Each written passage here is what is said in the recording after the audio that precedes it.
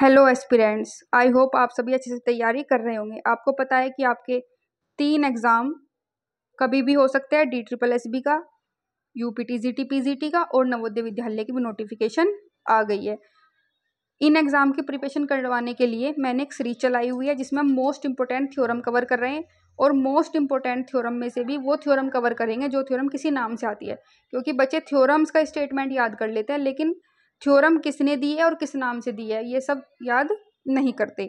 और theorem questions examiner वहीं से पूछता है कि ये थ्योरम किसने दी थी, या फिर माइनर सा डिफरेंस करके दे देगा। लेस देन इक्वल टू को less than, greater than equal to greater, इस तरह से चेंज कर देगा। आज की first theorem is Riesz Fischer theorem. Guys ऐसी silent here. Riesz Fischer theorem, Riesz Fischer theorem is for L less than equal to P less than infinitive. देखो ध्यान रखना है आपको, here is L less than equal to P less than infinitive. L P space, guys कौन सा space? L P space हमारा क्या होता है? कंप्लीट। एल पी स्पेस क्या होता है? Complete. Next is Hahn Banach theorem. Hahn Banach theorem is let M be a linear subspace of a normal linear space N. M क्या है हमारा? लीनियर सब स्पेस है, और कौन से स्पेस का? नॉर्मल लीनियर स्पेस एन का। And F be a functional defined on M, और एफ एक फंक्शन है जो एम में डिफाइंड किया गया है। Then F can be extended to a functional F. तब आप एफ को क्या कर सकते हैं? एक्सटेंड कर सकते हैं। किस तरह से एक्सपेंड कर सकते हैं? कि जो नॉर्म ऑफ एफ होगा, जो नॉर्म ऑफ हमारा कैपिटल एफ होगा वो स्मॉल नॉर्म ऑफ एफ के इक्वल हो जाएगा। Norm of capital F equal हो जाएगा नॉर्म ऑफ एफ के। गाइज ये डबल मोड होता है नॉर्म, तो norm of F equal to किसका हो जाएगा? नॉर्म ऑफ एफ के। Okay, next is the open mapping theorem. Open mapping theorem is let B and B dash B Banach space. B और B dash हमारे कौन से space है? Banach space. Guys आप सोच रहे होंगे कि ये थ्योरम्स कौन सी बुक से हैं? These Riesz Fischer theorem, hence Banach theorem, the open mapping theorem. और जिसमें हम बी और बी डैश बेंच स्पेस ले रहे हैं, ये हमारी थ्योरम हिल्बर्ट स्पेस है। आपको पता है ना हिल्बर्ट स्पेस, जो यूपी पीजीटी और DSSB ने अपनी वेबसाइट पे जो अपडेट किया है सिलेबस, उसमें उन्होंने ऐड किया है कि हमारा सिलेबस में हिल्बर्ट स्पेस भी है। तो ये थ्योरम्स आपकी हिल्बर्ट स्पेस से है। Okay, let B and B dash B Banach space. B और बी डैश हमारे कौन से स्पेस है? Banach space.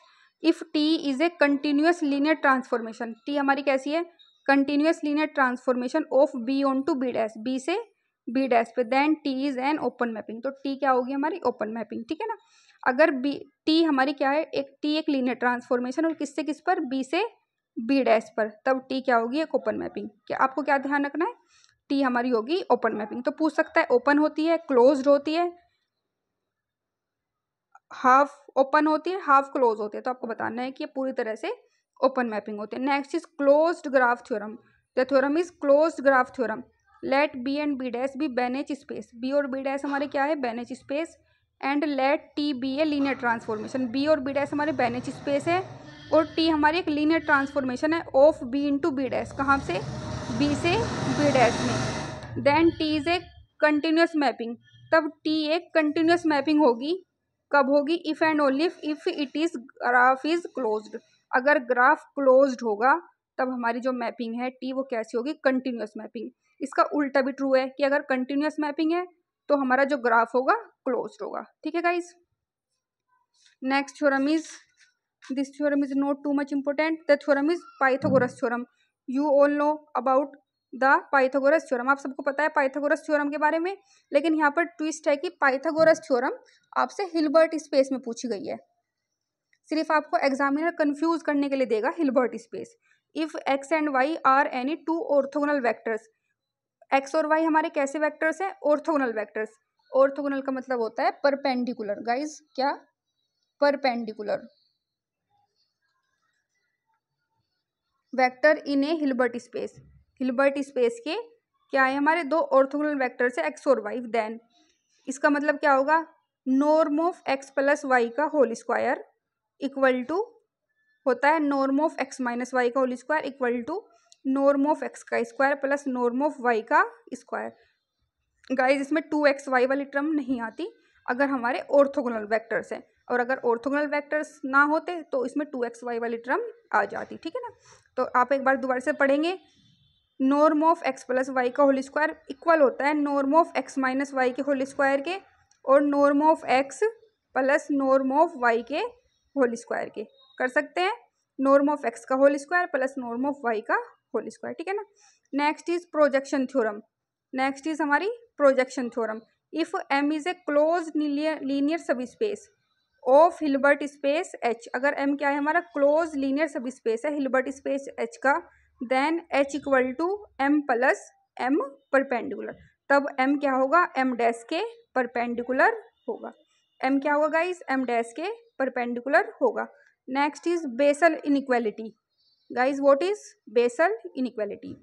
Basal inequality is if ei is an orthogonal set in a Hilbert space, ei क्या है हमारा एक ऑर्थोगोनल सेट है किसमें हिल्बर्ट स्पेस में, then sigma x comma E आई के मोड का स्क्वायर किसके इक्वल होता है, किसके लेस देन इक्वल टू होता है नॉर्म ऑफ एक्स स्क्वायर के।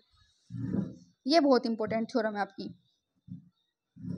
ये पेपर में ऐसे पूछता है एक्स कोमा ई आई का होल स्क्वायर, ई आई की पावर 3, ई आई की पावर 4, या फिर यहाँ पे चेंज कर देता है ई आई का नॉर्म का स्क्वायर, बट ये होता है नॉर्म ऑफ एक्स के स्क्वायर के इक्वल।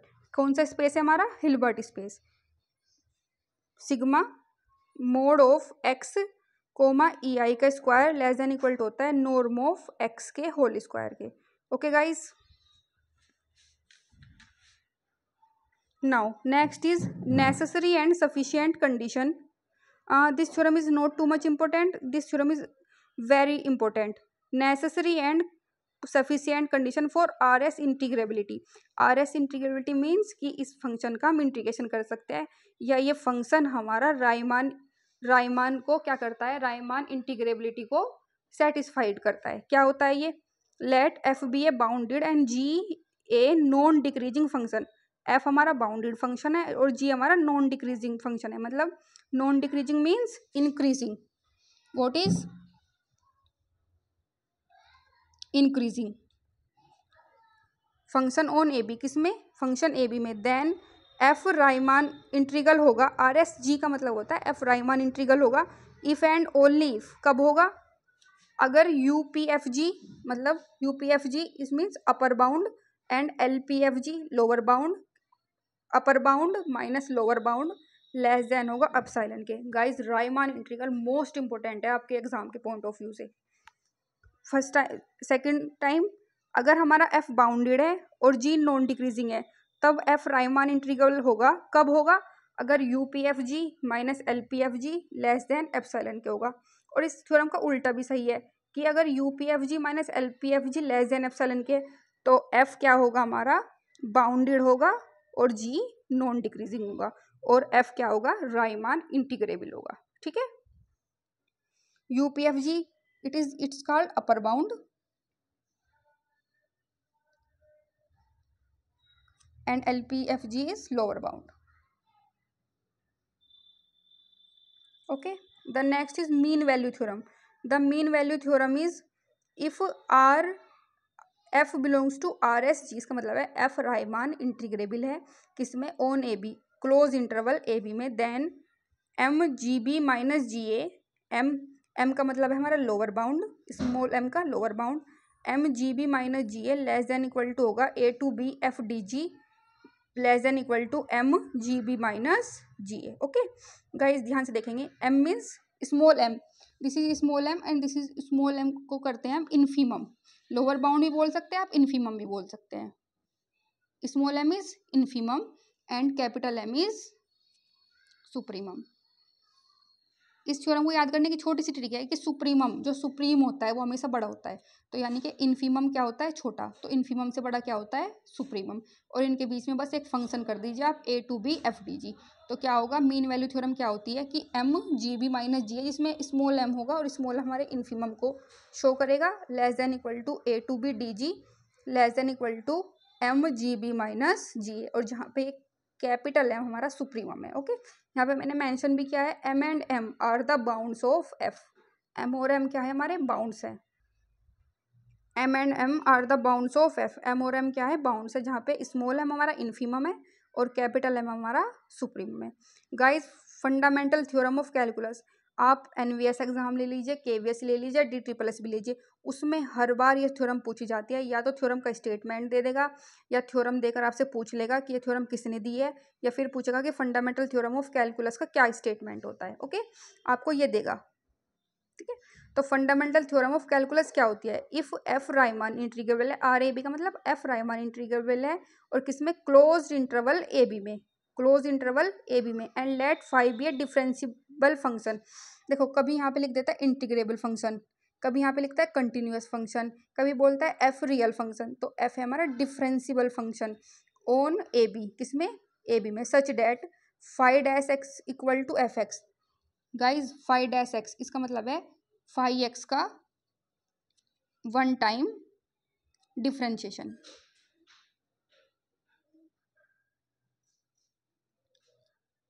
फाइव डैश एक्स क्या है? फाइव एक्स का एक बार डिफरेंशिएशन। अगर फाइव डैश एक्स हमारे एफ एक्स के है तब क्या होगा कि A to B F X D X, A to B F X D X equal to होगा five B minus five A के। किसके इक्वल होगा?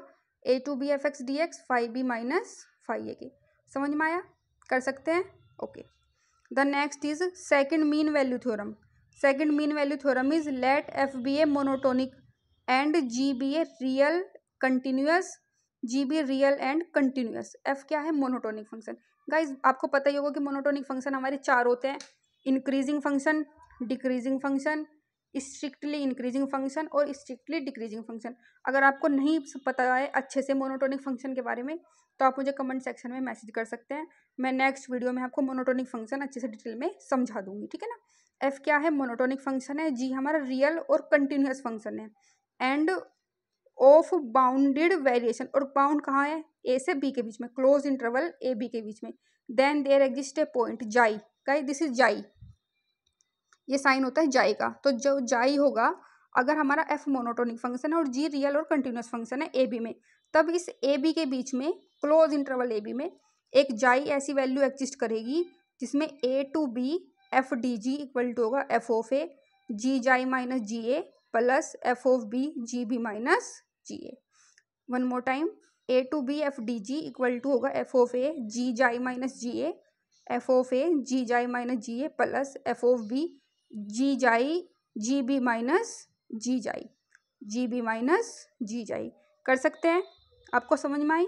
ठीक है, तो ये आपको अच्छे से तैयार करना है। आज की सारी थ्योरम्स बहुत इंपॉर्टेंट है। जैसे मैंने सेकंड वीडियो में हमने थ्योरम्स की थी, कोची थ्योरम्स, ज़ेरो थ्योरम, वो थ्योरम भी मोस्ट इंपॉर्टेंट है। आज की थ्योरम भी बहुत सारी हमारी इंपॉर्टेंट है क्योंकि इसमें हमारी अलजेब्रा की सारी थ्योरम्स कवर हो रही है और हमने आज Hilbert space.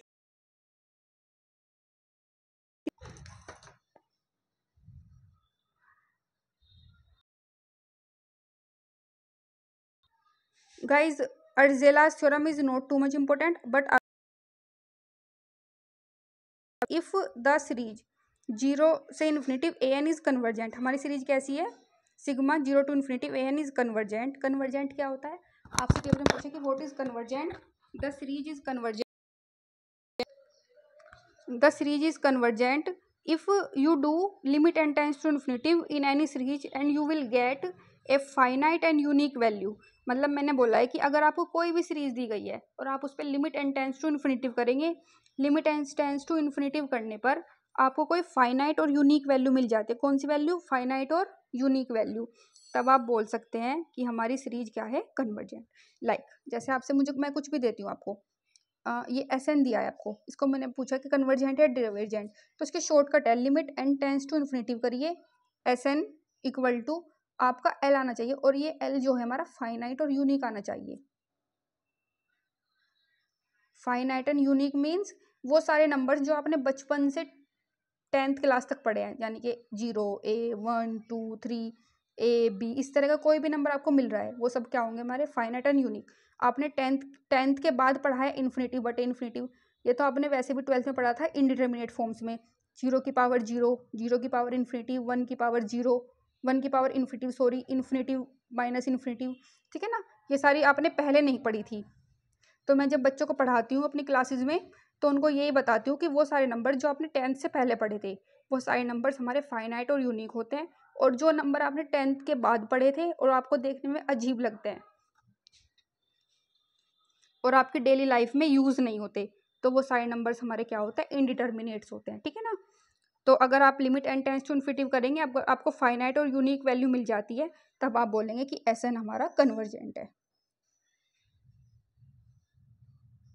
Okay, the theorem is, अगर कोई सीरीज हमारी an कन्वर्जेंट है and has the sum s, then the series, और उन सब का सम कितना है हमारा s है, then the series 0 to infinity an x की power n is uniformly convergent. तो सीरीज कैसी होगी हमारी, यूनिफॉर्मली कन्वर्जेंट होगी, किस किस के बीच में, 0 से 1 के बीच में, and limit x tends to 1 an x की पावर n, तब लिमिट an x की पावर n की वैल्यू कितनी होगी, s। देखिए ध्यान से देखिए, sigma 0 to infinity an convergent है, और जो सीरीज है इन सबको अगर हम जोड़ेंगे उनका सम क्या है, ऐसा है, और ये an x की पावर n यूनिफॉर्मली कन्वर्जेंट है, क्या है, यूनिफॉर्मली कन्वर्जेंट। तब आपको अगर ये सीरीज सोल्व करने के लिए दी जाती है कि limit x tends to 1 an xn, इसकी वैल्यू आपकी क्या होगी, s होगी। गाइज अगर आपको मेरा कंटेंट पसंद आ रहा हो, आपको ये वीडियोस पसंद आ रही है, तो प्लीज़ मेरे चैनल को लाइक करें और सब्सक्राइब करें। और अगर आपको नोट्स परचेज करने हैं तो टेलीग्राम चैनल का लिंक मैंने कमेंट सेक्शन में और अपने डिस्क्रिप्शंस में मेंशन कर दिया है, आप उसको जाकर वहाँ से परचेज कर सकते हैं। आप मुझे डायरेक्ट मैसेज करेंगे टेलीग्राम पर, मैं आपको नोट्स प्रोवाइड करा दूँगी। और नोट्स की कॉस्ट अभी ऑफ़र चल रहा है, अभी 50% ऑफ़र है, तो आपके सिर्फ कॉस्ट है 50 रुपीज़। अगर आपको नोट्स परचेज करने हैं तो प्लीज़ मुझे मैसेज करिए टेलीग्राम पर, और टेलीग्राम चैनल को ज्वाइन कर लीजिए। मेरे टेलीग्राम चैनल का नेम भी मैथ्स विद कंसेप्ट है। Okay guys, thank you so much. Guys please मेरे चैनल को ज़्यादा से ज़्यादा सब्सक्राइब करिए और वीडियो को शेयर करिए, क्योंकि आपकी मोटिवेशन, आपके लाइक शेयर और सब्सक्राइब से ही मुझे मोटिवेशन मिलेगा और मैं इस सीरीज को कंटिन्यू कर पाऊँगी। अगर आपको पसंद आ रही हो तो प्लीज़ शेयर करिए, लाइक करिए और कमेंट करिए। Thank you so much.